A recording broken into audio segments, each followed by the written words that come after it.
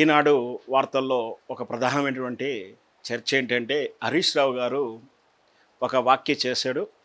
అంటే సీఎం రేవంత్ రెడ్డి గారు ఆయన మీద ఇచ్చిన సవాలుకు ప్రతి సవాలుకు సమాధానం చెప్పడం రాక మళ్ళీ రివర్సు హరీష్ రావు గారి మీదనే బురద అంటామా దాన్ని తీసి ఆయన మీద ఉచ్చేసినట్టుగా భావించవచ్చు. అంటే ఇక్కడ హరీష్ రావు గారు నిన్న కరెంటు విషయంలో మీటర్ల విషయంలో సవాల్ చేశాడు. దానికి ముందు మనందరికీ తెలిసిన డిస్కంల మీద సభ జరిగింది, చర్చ జరిగింది.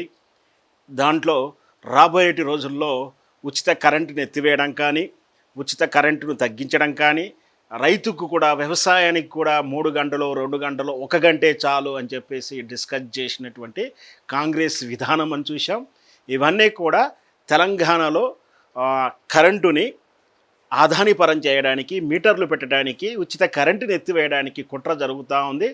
గత 12 సంవత్సరాల క్రితం నుంచి ప్రారంభమైనటువంటి ఈ నరేంద్ర మోడీ గారి ఒత్తిడి మేరకు ఈ ప్రయత్నం చేస్తే గత పాలకులైనటువంటి తెలంగాణ ఉద్యమకారుడు కేసీఆర్ గారు, మీరు తల నరికినా సరే తెలంగాణలో నీ ఆదాని మీటర్లను పెట్టను, మీరు ₹1,00,00,000 ఇవ్వకుండా ఏం లేదు అంటే లింకులు పెట్టాడు, మీరు ఇస్తేనే అన్ని కోట్లు ఇస్తామని, మీరు ఇవ్వకుండా పో అని చెప్పేసి విద్యుత్తును ఉచిత విద్యుత్ రైతుకి ఇవ్వడం, నిరంతరంగా 24 గంటలకు 24 గంటలు కరెంట్ ఇచ్చినటువంటి దాఖలాలు చూసాం.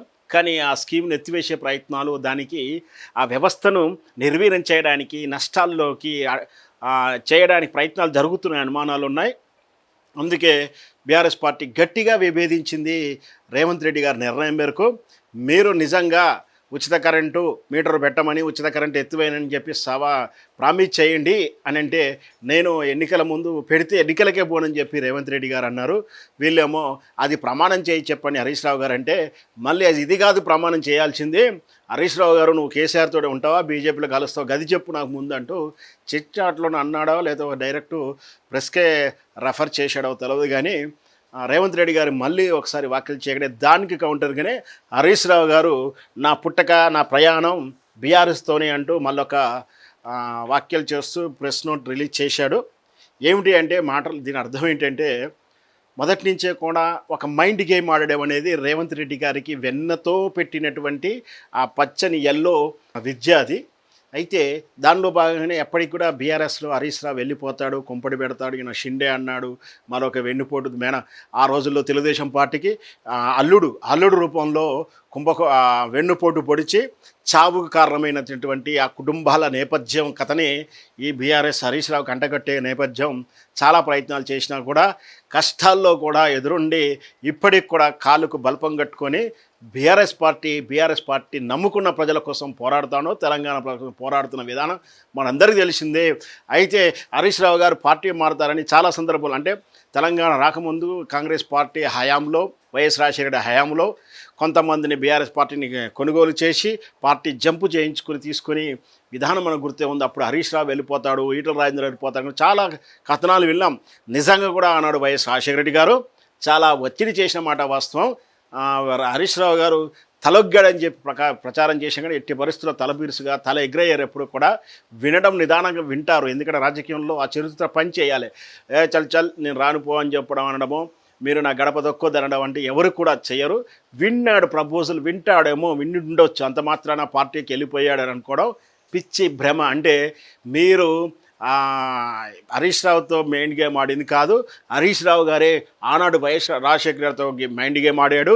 ఈరోజు భారతీయ జనతా పార్టీ నరేంద్ర మోడీ గారి దాష్టికాన్ని కూడా హరీష్ రావు గారు ఇవితే వాళ్ళు ఇచ్చే ఆఫర్లు విని ఉండవచ్చు, చర్చలు జరుగుండవచ్చేమో, లేదా నిదానంగా సుతారంగా సున్నితంగా తిరస్కరించాడేమో. కానీ అంత మాత్రాన హరీష్ రావు వాళ్ళతో ఏకీభవించాడని, వాళ్ళతో వెళ్ళిపోయాడు అనుకుంటే అది పిచ్చి భ్రమ అవుతుంది. ఎప్పుడో చెప్పాడు, నా పుట్టుక బీఆర్ఎస్, నా ఎదుగుదల అంతా కూడా హరీష్ రావు కేసీఆర్ గారి నేతృత్వంలోనే, నా గురువు సమానులుగా భావిస్తున్నానని 1,000 సార్లు చెప్పినటువంటి హరీష్ రావు గారి వాక్యాలు మనందరికీ గుర్తే ఉంటాయి. అయినా కూడా మళ్ళీ ఇప్పటికి కూడా రేవంత్ రెడ్డి వారు మైండ్ గేమ్ ఆడుతూ ఉంటున్నారు. హరీష్ రావు వల్ల ముప్పు ఉందనేమంటున్నారే కానీ అసలు ముప్పు వచ్చిన కవిత గురించి ఏనాడు చెప్పలేదు. కవిత బయటకు వచ్చిన దాకా చెప్పలేదంటే, కవిత బయటికి వెళ్ళడం తెలిసినా కూడా వాళ్ళు చెప్పలేదంటే నష్టానికి మాత్రం ఏర్పాటు చేస్తారు కానీ నష్టం జరిగితే చెప్పరు వాళ్ళు. నిజంగా జరిగిన నష్టాన్ని మాత్రం హరీష్ రావు గారు రేవంత్ రెడ్డి గారు ఎప్పుడు కూడా కవిత బయటకు వస్తుంది, పార్టీ పెడుతుంది, ఈ ఇంట్లో కుంపడి ముట్టించిందని ఎప్పుడూ దాఖలాలు చేయలేదు. కానీ హరీష్ రావు గారు ఎప్పుడో పార్టీ మారుతారు, బీజేపీలోకి పోతాడా, ఇవంటే కూడా షాకులు చెప్తున్నాయి. బీజేపీకి ఎందుకు పోతాడు, బీజేపీ కాంగ్రెస్ కూడా పోవచ్చు కదా, నువ్వు రేవంత్ రెడ్డి గారు నీ సూటి ప్రశ్న, హరీష్ రావు గారు వస్తే నువ్వు తీసుకోవా, నీకు ఏకు మేకైతే భయం అవుతుందా, ఎందుకు హరీష్ రావుని తీసుకో, మరి కాంగ్రెస్లో ఎందుకు రానియవు, ఈ ప్రశ్న కూడా సమాధానం చెప్పాల్సి వస్తుంది. కానీ ఇవన్నీ రాజకీయ ఊహాగానాలే.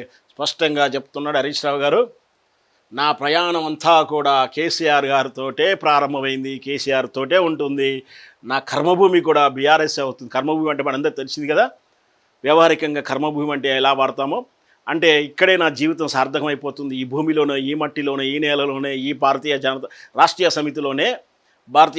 సమితిలోనే నా కర్మభూమి ఇది, ఇక్కడే నేను, అంటే రేపొద్దున విధివశాత్తు కీర్తిశేషులైన పార్థివ శవం మీద బీఆర్ఎస్ ఖండవే కప్పుకుంటాడే కానీ భారతీయ జనతా పార్టీ కాంగ్రెస్ కప్పుకోడని దాని అర్థం. అంటే స్పష్టంగా క్లియర్గా క్లారిటీగా ఉన్నాడు హరీష్ రావు గారు. మీరు ఎప్పుడైనా చూశారో చూడలేదో, హరీష్ రావు గారు అసెంబ్లీలో మాట్లాడిన, ప్రెస్ మీట్లో మాట్లాడిన, point to point, pen to pen, counter to counter స్పష్టంగా అర్థమయ్యేలా, చాలా నెత్తుకు మెటకాయలు వేసే విధంగా, చాలా చట్టబద్ధంగా, వల్గర్ లాంగ్వేజ్ లేకుండా, చాలా సున్నితంగా, బుద్ధి వచ్చేలా, తెలిసి వచ్చేలా స్పష్టంగా మాట్లాడతారు. అంత క్లారిటీ ఉన్న నాయకుడు ఈ తరంలో ఉన్నారు ఎవరైనా అంటే హరీష్ రావు గారే.